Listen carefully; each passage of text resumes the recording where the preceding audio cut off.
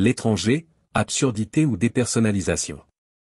L'adaptation en manga du roman d'Albert Camus, prix Nobel de littérature par Ryota Kurumado publié en 2023 chez Michel Lafon.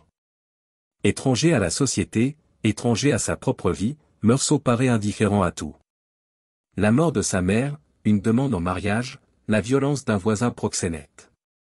Jusqu'au meurtre qu'il commet sur une plage sans raison autre qu'un soleil aveuglant et une chaleur étouffante.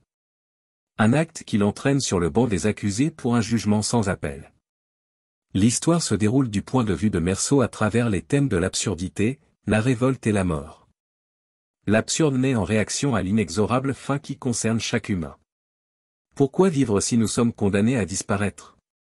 La révolte se trouve dans le comportement du protagoniste, étant en désaccord avec son avocat et le rejet des normes morales en vigueur notamment lors de l'enterrement.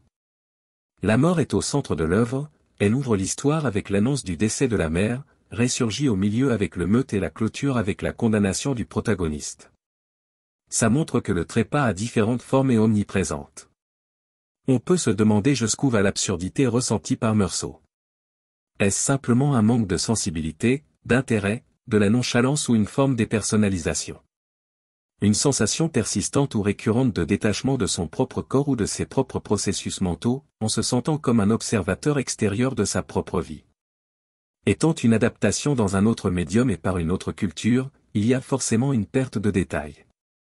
Néanmoins les dessins illustrent le sentiment de vide provoqué par l'absurde et l'intérêt de roman original reste intact.